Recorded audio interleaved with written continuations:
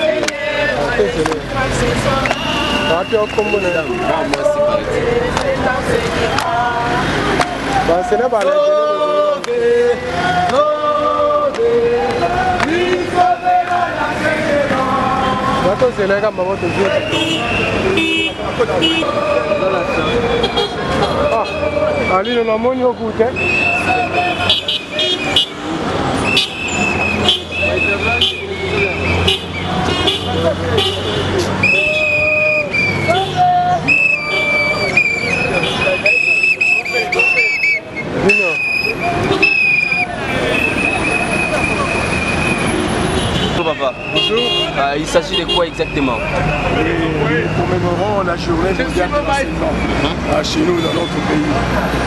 Et à l'occasion, nous profitons pour pouvoir déposer notre cahier des charges. Vous savez que la démocratie syndicale a été assassinée chez nous. Et normalement, au niveau du ministère, il y a eu 2 intersyndicales. L'autre mise en place par le ministre sortant qui est aujourd'hui député, sans normes syndicales. En dehors de cet assassinat de la démocratie syndicale, nous avons posé un problème important. D'abord, les salaires des enseignants. Un franc salaire, salaire de misère. C'est sûr, il n'y a pas de qualité de l'enseignement. Alors que si le pays veut se développer, il se développe à partir de l'enseignement. Nous, en tant qu'appartenant à une génération, on étudie sérieusement sans donner l'argent aux enseignants. Aujourd'hui, la prise en charge a rendu l'enseignement au rabais. Alors, on se pose la question comment les politiques arrivent à encourager ça juste pendant 20 ans, 25 ans. C'est ça le problème. Et nous construisons le pays de quelle manière?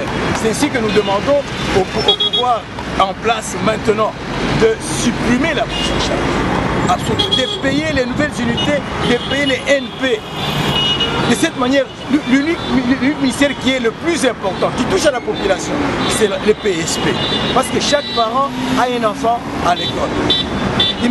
Et puis, on ne tient pas compte de la pauvreté de la population. Chaque parent est obligé même de voler et de payer le Minerval. Ce n'est pas normal. Ce n'est pas normal. C'est ce que nous demandons aujourd'hui pour que le pouvoir actuel puisse supprimer la prise en charge, qu'on puisse payer l'enseignant correctement. De sorte que quand l'enfant est bien instruit, bien éduqué, il peut avoir la possibilité de bien développer le pays demain. Mais si l'enfant est mal instruit aujourd'hui, comment il peut être meilleur demain? Même au niveau d'autres pays, quand on appelle un Congolais, aller participer, s'il est mal instruit, comment il va défendre le pays? Aujourd'hui, tous les ministres parlent français. Comment ils ont appris à parler français? Tous les ministres savent comment se mettre, comment s'habiller. C'est l'enseignant qui a appris à ses futurs ministres de s'habiller de cette manière, de parler de cette manière-là. Mais l'enseignant est abandonné. L'enseignant n'a pas une place dans la société. Il veut se marier, on dit écoutez, n'amenez pas l'enseignant ici. Mais chaque matin, chaque parent dit va à l'école. Vous comprenez ce qui se passe? Quel paradoxe! C'est ce que nous demandons au président actuel, d'ouvrir l'œil et les bons, c'est-à-dire de soutenir l'enseignant, l'enseignement d'une manière générale, n'est-ce pas? La qualité de l'enseignement, pour que demain, dans 40 ans, c'est pas ce que nous aimons aujourd'hui, ça va se récolter dans 30 ans.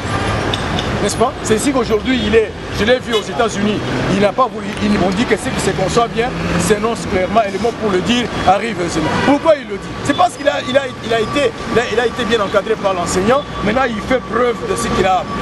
Mais aujourd'hui, l'enseignant l'élève aujourd'hui, il n'est pas en mesure de faire ça. C'est ici que nous profitons de cette occasion pour pouvoir demander un barème conséquent, que ceux qui sont partis au Parlement n'aillent pas fait des aventures comme autrefois. Nous allons siéger le Parlement, que les parents doivent être libérés, les parents ne sont pas esclaves. On te pose ici, c'est l'impôt ou la taxe que l'État demande aux parents, on ne comprend pas. Voilà pourquoi ils sont en train de marcher. Alors, c'est quel genre de structure que vous vous êtes réunis pour aller déposer votre mémoire? Oui, c'est l'intersyndical de l'EPSP, tous les syndicats de l'enseignement primaire et secondaire. Alors, vous arrivez jusqu'où? Nous sommes pas de la nation. Nous avons un mémoire déposé. Merci. Ça va?